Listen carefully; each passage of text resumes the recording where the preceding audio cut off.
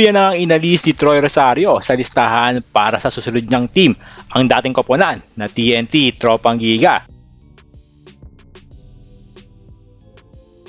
Formal na nga itong nagpaalam sa TNT at sinabing nagdesisyon na ito na i-decline ang offer ng reigning Governors Cup champion. Hindi natin alam kung ano ang dahilan kung bakit inayawan ni Rosario ang posibilidad na pagbabalik ka tropa. Matatanda ang 7 taon naglaro ang 32 years old forward sa TNT bago ito trinade sa Blackwater Bossing. Sabi nga ng mga fans, posibleng may hinanakit pa rin ito sa TNT dahil umaasa ito na hindi siya ititrade ng katropa kung kaya tinanggihan niya ang alok ng isang Japan Basketball League team noong 2022. Yun nga lang masakit ang nagisukli ng TNT sa loyalty ni Rosario dahil isinama siya sa isang 3-team trade kasama ang Blackwater at NLEX na naging susi para mapunta sa TNT Tropang Giga, si Calvin Oftana. Ngayon wala na sa listahan ng TNT, malakas ang bulong-bulungan na isa sa mga SMC teams o di kaya sa Converge Fiber Success ang makakakuha sa serbisyo ng dating NU Bulldogs standout. Ang Converge alam naman natin na nagpalakas talaga sila ng kanilang backcourt matapos i-anunsyo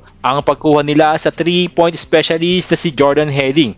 Kapalit sila Adjur Melencio, Kit Zaldivar at ang kanilang first round pick sa darating na 2026 PBA draft. Dito ay magiging solido na ang kanilang backcourt sa darating na Commissioner's Cup. Sasabayan pa ng pagdating ng kanilang first overall draft pick na si Justin Baltasar na maglalaro na rin next conference kung saan matapos na din ang MPBL Finals sa mga susunod na linggo. Ayon naman sa kilalang sports writer na si Homer Sison, sa pagpasok ng dating magkakampi sa Gilas Pilipinas na sina Heading at Baltasar sa Converge, lumiliit na ang tsansa na kunin pa ng Pampanga-based internet provider na Converge ang serbisyo ni Rosario, lalo't mas priority nila na mabigyan ng playing time ang kanilang kapampangan pride na si Justin Baltasar. May mga rumor din na nag-ala LeBron James si Ginebra superstar guard Scottie Thompson dahil sa galing di umano sa pagkukumbinse sa veteran forward. Ayon nga sa isang sports talk na sina Snow Badua at Homer Sison, pipirma na sana si Troy Rosario na 5 taong kontrata sa Converge Fiber Sixers. Pero kinausap daw ni Scottie Thompson si Rosario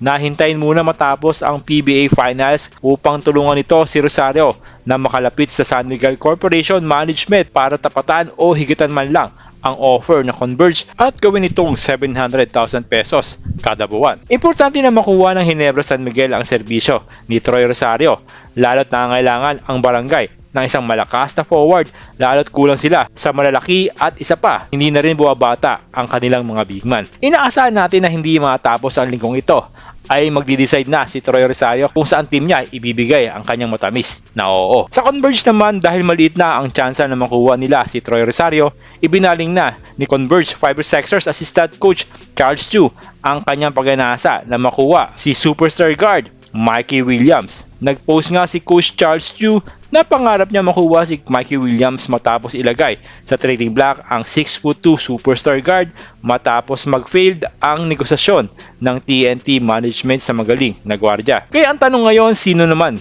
ang bibitawan ng Converge para makuha ang serbisyo ni Mikey Williams? Sabi nga ng mga fans, bagamat superstar level si Mikey Williams, may posibilidad na trade pamigay na ang gusto ng TNT kay Williams para madispatcha na ito sa kanilang rosters. Pero kung talagang gusto ng TNT na ang kapalitan ni Williams ay isa ding star player, posibleng isa kina Shawnee Winston o Alex Stockton ang ibigay ng Converge. Isa ding malaking problema para sa Converge ay kung kakayanin nila ang sahod ni Mikey Williams na umaabot di umano ng $26,000 o nasa 1.4 million pesos kada buwan. Ang madaramang lipatan ng team ni Troy Rosario at Mikey Williams ay talagang sinusubaybayan ng mga basketball fans, partikular na ang mga PBA fans. Hindi natin alam kung ano ang magiging desisyon ng dalawa, pero umaasa tayo nakikita ng malaki ang dalawang superstar at mapasaya nila ang mga fans ng team na kanilang malilipatan. Ano sa tingin nyo mga kabola? Bagay kaya si Mikey Williams sa Converge Fiber Sixers? At fit naman kaya si Troy Rosario sa pamosong triangle offense ni Coach Tim Cone? Abangan! Tara, pag-usapan natin yan! Mag-comment na rin kayo sa comment section at huwag nyo na rin kalimutang mag-subscribe sa ating channel para lagi kayong updated sa mga basketball news.